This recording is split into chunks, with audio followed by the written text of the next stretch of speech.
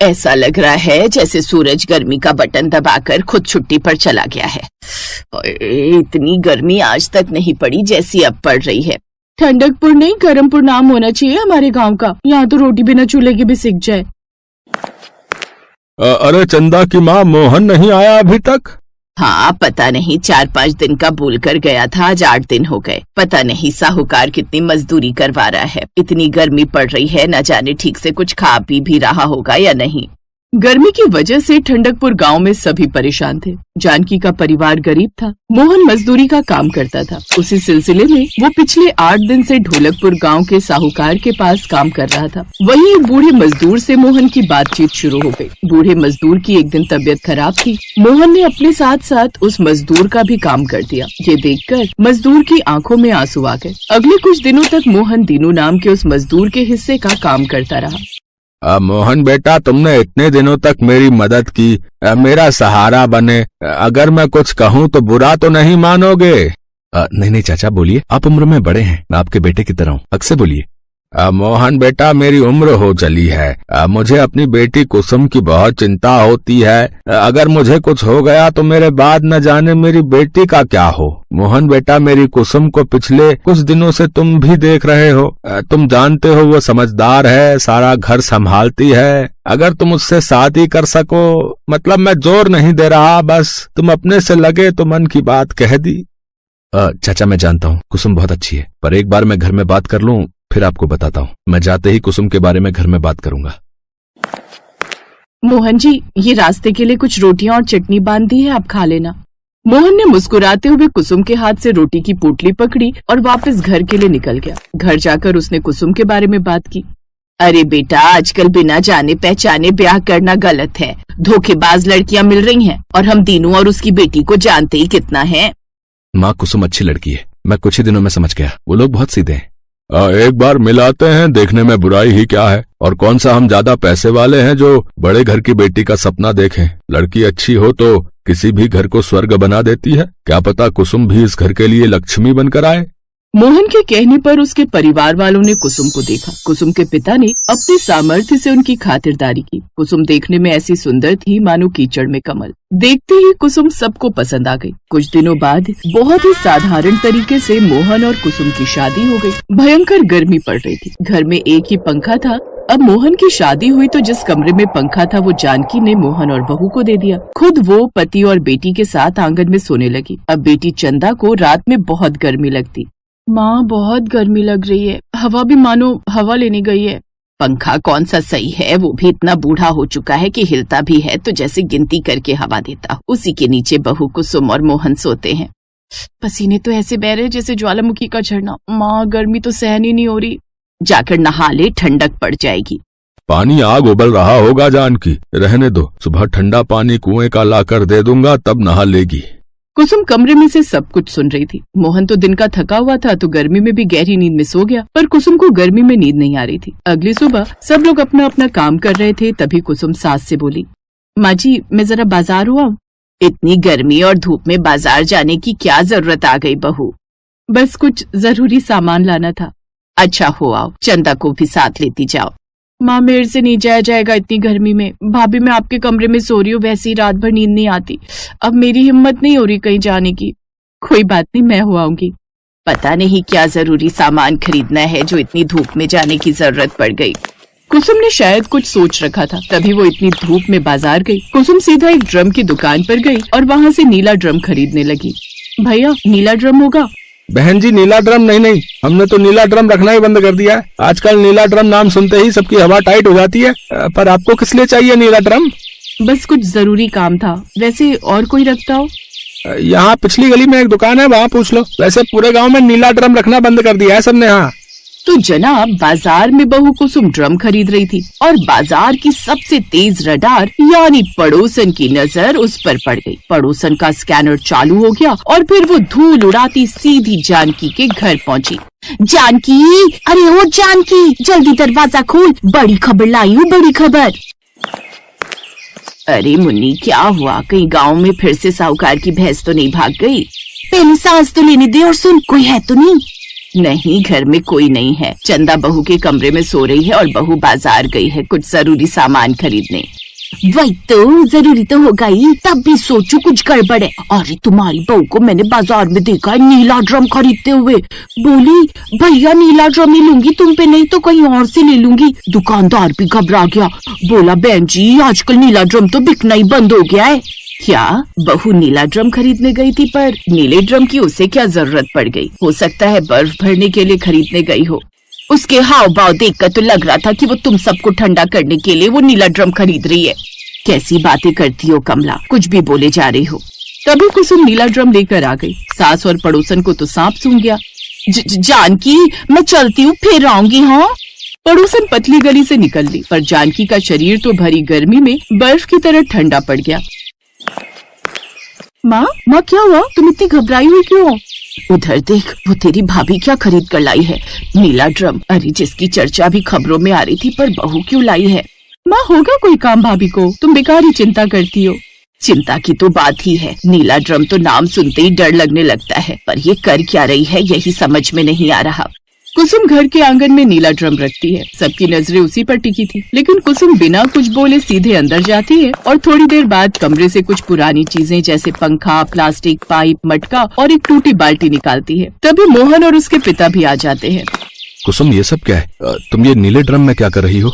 कुछ नहीं, बस गर्मी से बचने का जुगाड़ बना रही हूँ। है गर्मी से बचने का जुगाड़, वो भी इस नीले ड्रम से? जी बाबूजी, मैंने एक बार अखबार में फोटो देखी थी, किसी ने कनस्तर को काटकर कूलर बनाया हुआ था, तो मैंने सोचा मैं भी कुछ ऐसा जुगाड़ कर लेती हूँ, इसीलिए मैं नीले ड्रम से कूलर बनाने जा रही हूँ। वाह, क्या जुगाड़ लगा रही हो कुसुम। वैसे कहो तो मैं भी तुम्हारी मदद करता हूँ। हाँ, आप वो मटके में पानी भर दो, फिर पाइप लगाकर पंखा फिट कर देंगे। बाबूजी, हमें सबसे पहले इस ड्रम को काटना होगा। मैं आरी लाता हूँ बहू। कुसुम अपने पति और ससुर की मदद से जुगाड़ लगाकर नीले ड्रम से कूलर तैयार कर देती है। पड़ोसन अपने घर की छत से सब कुछ देख रही थी। जैसे उसने नीले ड्रम के कूलर की ठंडी ठंडी हवा देखी तो वो भी हवा खाने आ गई।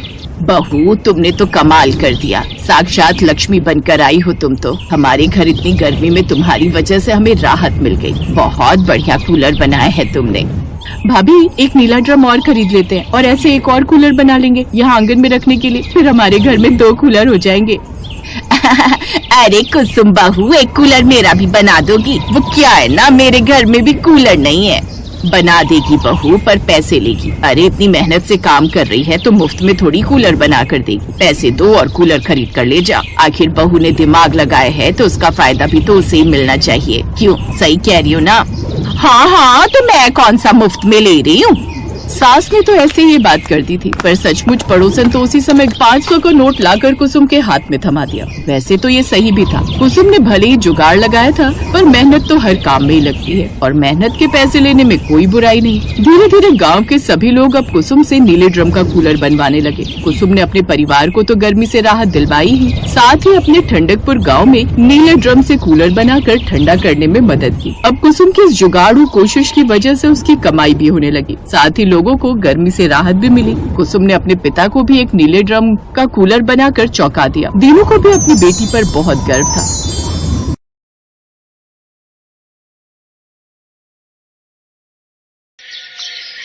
शिवानी, बस अब बहुत हो गया। अब मैं तुम्हारी एक नहीं सुनूंगा। इससे बेहतर रिश्ता फिर नहीं मिलेगा। और तुम एक बार लड़के से मिल तो लो, अगर पसंद ना आए तो हम जिद नहीं करेंगे।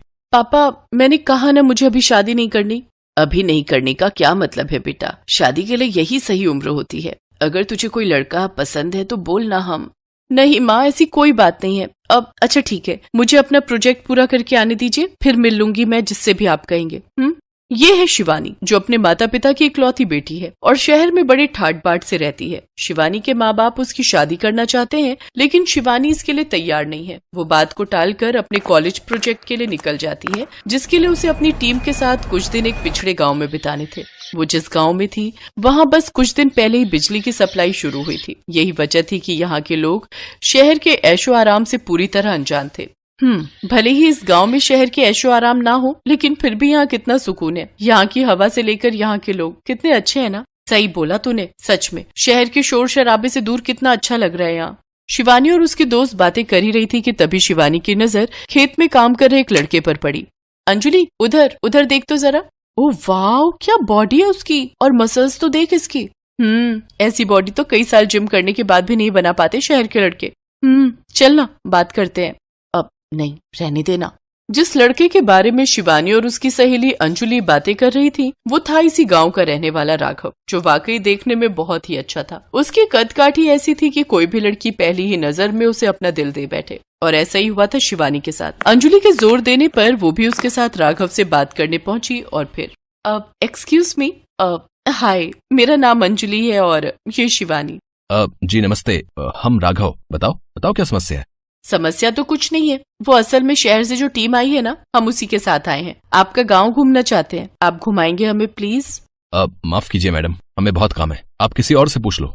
इतना कहकर राघव वापस अपने काम पर लग गया और शिवानी वहीं खड़ी उसे काफी देर तक देखती रही। उसे राघव पसंद आ गया था। उसके बाद वो हर दिन राघव को ढूंढी लेती और किसी न किसी बहाने से उससे बातें करने की कोशिश करती। राघव को भी जल्दी ही शिवानी के दिल का हाल समझ आ गया और फिर, देखो राघव, तुम चाहे जो कहो, मैंने तय कर लिया है, मैं अगर शादी करूंगी तो सिर्फ तुमसे। लेकिन मैडम, हम शहर नहीं आ सकते, यहाँ हमारा भरा पूरा परिवार है, हम उनको नहीं छोड़ सकते, चाहे जो हो जाए। तो तुमसे शहर आने को बोल ही कौन रहा है? और वैसे भी शादी के बाद लड़कियां ससुराल आकर रहती हैं, लड़के नहीं। मुझे तुम और तुम्हारा ये गांव बहुत भाग्य है। राघव प्लीज मुझसे शादी कर लो, मैं यहाँ तुम्हारे साथ खुशी खुशी रहूंगी। शिवानी की ये बात राघव के दिल पर जा लगी। सच तो ये था कि उसे भी शिवानी पसंद थी, लेकिन अब जब शिवानी उसके खातिर शहर छोड़कर गांव में रहने को भी तैयार थी तो उससे भी ना नहीं बोला गया। शिवानी ने गांव से लौटकर अपने घर वालों को राघव के बारे में बताया। फिर काफी नानुकुर के बाद आखिरकार शिवानी के माता पिता को झुकना ही पड़ा और इस तरह शिवानी और राघव की शादी की तैयारियां शुरू हो गई। पापा, एसी बुक करने की कोई जरूरत नहीं है, वहाँ गांव में अभी लाइट के कनेक्शंस हुए हैं तो वोल्टेज इतने नहीं आते कि एसी चल सके। आप ऐसा कीजिए, एक अच्छा सा कूलर ही खरीद दीजिए, बस वही काफी होगा। और वैसे भी गांव में शहर से कम गर्मी होती है तो वहाँ कूलर ही बहुत है। शिवानी जानती थी कि गांव में उसकी जिंदगी आसान नहीं होगी, लेकिन फिर भी राघव के लिए वो अपने सारे ऐशो आराम छोड़ने को तैयार थी। जल्द ही शिवानी और राघव की शादी हो गई और शिवानी के साथ उसका कूलर भी उसके ससुराल आ गया। अरे ये का बला है भाई, देखो तो पहले कभी नहीं देखे। हवा डिब्बे वाला मशीन है बाबा, बिजली से चलत है यो। राघव का बड़ा परिवार था, उसके माता पिता, चाचा चाची और उसकी छोटी बहन सब साथ ही रहते थे। और फिर एक दिन, सुनो ना, अब काफी गर्मी होने लगी है, आप ये कूलर का कनेक्शन कर दो ना। हाँ, बस एक बार हम घर में बत्ती से कनेक्शन करवा ली हैं, तभी कूलर चल पाया है तुम्हार। अब ठीक है, कोई बात नहीं। अगले ही दिन राघव अपने घर में लाइट का कनेक्शन करवा लेता है और फिर बारी आती है कूलर को बिजली से जोड़ने की। राघव कूलर का कनेक्शन करने जा ही रहा होता है कि तभी उसकी माँ आकर उससे कहती है, अरे लल्ला, जो का कर रहे हो तुम? मायो कूलर को कनेक्शन कर रहा है, और का कनेक्शन जो का होता है? का कोई खाने की चीज है का? ना मेरी अम्मा, कनेक्शन को मतलब है कि हम जा कूलर को बत्ती से जोड़ के चलान जा रहे। अच्छा लल्ला, जो कूलर वही तो है जो गर्मी में ठंडी लाई दी है। हाँ अम्मा, यो भैया। अरे सब लोग सुनो, हम आओ लल्ला, कूलर चलाने जा रहे हो, सब लोग आओ, जल्दी आओ रे। इसके बाद घर के सभी लोग घर के आंगन में आ जाते हैं और पास में शिवानी कूलर को लेकर सभी लोगों का उत्साह देखकर हंसे जा रही थी। सब लोग कूलर को ऐसे देख रहे थे जैसे कोई अजूबा देख लिया हो। कोई खुशी से नाच रहा था तो कोई टकटकी लगाए बस कूलर को ही देखे जा रहा था। राघव के माता पिता तो कूलर के आगे झुककर उसे प्रणाम भी करने लगे थे। ए कूलर महाराज, अब आप हमें चला के दिखाए दे, बड़ी कृपा होएगी। अरे बाबूजी, ये कोई इंसान या देवता नहीं है, ये तो बस एक मशीन है। अभी देखिए, बिजली से कनेक्शन होते ही ये चल पड़ेगा और फिर देगा इस गर्मी में ठंडी का एहसास। अरे भाभी, जो गर्मी में ठंडी ला दे वो देवता से कम थोड़े है। काय अम्मा, सही बोले ना हम? हाँ बेटी, तुमने बिल्कुल सही कही। और वैसे भी घर में कछु नया काम पूजा पाठ से ही होना चाहिए। जो तुम ऐसा करो, जाके आरती की थाली सजा लाओ। राघव की बहन जाकर तुरंत आरती की थाली सजा कर ले आई। असल में पूरे गांव में सिर्फ राघव का ही घर था जहां कूलर जैसी कोई चीज आई थी। तो सिर्फ घर वाले ही नहीं बल्कि गांव के लोग भी उत्सुकता से उस कूलर को चलते देखने वहां पहुंच गए थे और बड़ी ही बेसब्री से कूलर के चलने का इंतजार कर रहे थे। राघव की माँ ने बड़ी ही श्रद्धा से कूलर की पूजा की, उसकी आरती उतारी और फिर राघव जैसे ही कूलर के स्विच को ऑन करने के लिए आगे बढ़ा तो उसके पिता ने उसे रोकते हुए कहा, अरे थोड़ा रुक जा राघव, सब लोग आए के कूलर देवता के पाए छू लो भैया, उसके बाद ही यो चालू होएगो। इतना सुनकर वहाँ मौजूद सभी लोग बारी बारी से कूलर के पैर छूने के लिए आने लगते हैं और ये देखकर तो शिवानी की हंसी नहीं रुक रही थी, लेकिन किसी को बुरा न लगे इसके लिए वो सबसे मुंह छिपाकर हंस रही थी। फिर जब सभी लोगों ने कूलर को झुककर प्रणाम कर लिया तब जाकर आखिरकार राघव ने कूलर का प्लग लगाकर उसका स्विच ऑन किया, लेकिन ये क्या, कूलर तो चला ही नहीं है। जो का भयो, जो चल का नहीं रहो। हाय मोरे राम, जो तो बड़े अपसगुन हो गए हो। जरूर कूलर देवता हमसे नाराज हुई गए हैं। बताओ यहाँ कौन है जो कौन गलत काम करके आओ है, बताओ जल्दी। उसकी वजह से ही कूलर देवता नाराज भये हैं। अरे चाची जी ऐसा कुछ भी नहीं है, वो देखिए बस लाइट चली गई है इसीलिए कूलर नहीं चल रहा है। अच्छा तो अब हम क्या करिए बहू? करना क्या है, थोड़ा सा बस इंतजार कीजिए, जैसे ही लाइट आएगी तो ये कूलर खुद ब खुद ही चलने लगेगा। शिवानी के ऐसा कहने के बाद पूरा परिवार और गांव के लोग भी कूलर को घूरने लगे। कोई वहां से हिलने को भी तैयार नहीं था, क्योंकि हर कोई बस एक बार उस कूलर को चलते हुए देखना चाहता था और उसकी ठंडी हवा को महसूस करना चाहता था। काफी घंटों के बाद सबका ये इंतजार आखिरकार खत्म हुआ जब बिजली आ गई। बिजली के आते ही कूलर तेज आवाज के साथ चल उठा और कूलर को चलते देख सभी लोग पहले तो चौंके, लेकिन फिर उसकी ठंडी हवा को महसूस कर खुशी से नाचने लगे। सबको इतना खुश देखकर शिवानी को भी खुशी हुई। भले ही उसका ससुराल गरीब और पिछड़ा हुआ था, लेकिन एक छोटी सी चीज में खुशियाँ कैसे ढूंढनी है ये शिवानी ने यहीं आकर सीखा था। उसने मन ही मन ठान लिया था कि वो अब राघव के साथ मिलकर न सिर्फ अपने ससुराल बल्कि पूरे गाँव को ऐसी